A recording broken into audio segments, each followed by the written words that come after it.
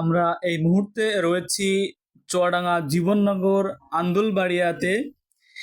আন্দুলবাড়িয়াতে যে কাঁচা এবং পাকা মালের বিশাল আড়ত রয়েছে, এখানে প্রচুর জমজমা। আমরা জানি যে সারা বাংলাদেশের ভিতরে চুয়াডাঙ্গা জেলাতে সবজি এবং ফল উৎপন্ন বেশি হয়। আর ড্রাগন, পেয়ারা, মালটা এবং আরও অন্যান্য যে সবজি এবং ফল যেগুলো উৎপন্ন হয়, সবই বেশি উৎপন্ন হয় চুয়াডাঙ্গা জেলা এবং পার্শ্ববর্তী ঝিনাইদহ জেলাতেও কিছু উৎপন্ন হয়। সবথেকে বেশি চুয়াডাঙ্গা জেলার যে মাল এই আড়তে এসে থাকে এবং এই আড়ত থেকে সারা বাংলাদেশের রাজধানী ঢাকা, চিটাগাং, খুলনা, আরও বাংলাদেশের যত শহর আছে এই শহরে এই মালগুলো যায়। এখানে সারা বাংলাদেশের ব্যাপারীরা এখানে আছে।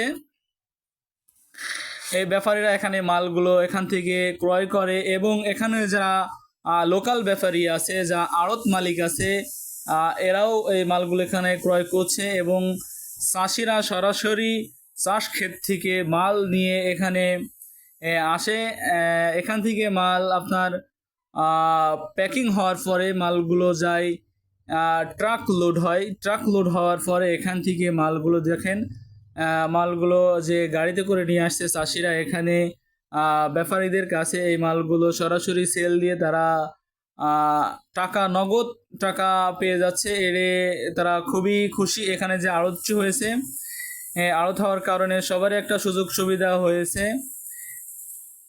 আমরা আপনাদেরকে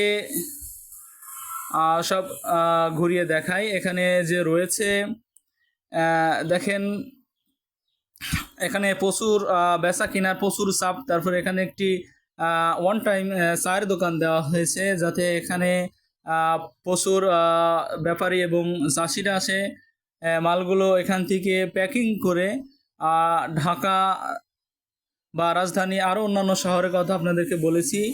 এভাবে প্যাকিং এবং কার্টন বা ক্যারেটের মাধ্যমে ঢাকায় বা অন্যান্য জায়গায় নেওয়া হয় এখানে। তারপরে এরপরে ট্রাক লোড দেওয়া হবে। ট্রাকে এখান থেকে মালগুলো বিভিন্ন শহরে সেখানে যে পৌঁছানো। আসুন আমরা একটু এক আড়ত ব্যাপারীর সাথে কথা বলি। মেম্বার সাহেব, ওয়ালাইকুম আসসালাম। আমরা তো আগে জানতাম আপনার দর্শনাতে একটা আড়ত ছিল, আমরা এখন দেখছি আপনি এখানে একটা আড়ত দিয়েছেন। তো এখানে কেমন ফল পাচ্ছেন? এখানে ফল বলতে কি, এটা আন্দুলবাড়িয়া বৃহত্তম আন্দুলবাড়িয়া ইউনিয়ন। এখানে মোটামুটি এলাকাটা ফল চাষের উপরে নির্ভরযোগ্য। তো সেক্ষেত্রে দেখতে পাচ্ছেন না, শুধুই পেয়ারা আর পেয়ারা। মানে বাজারটা অনেক সুন্দর চল।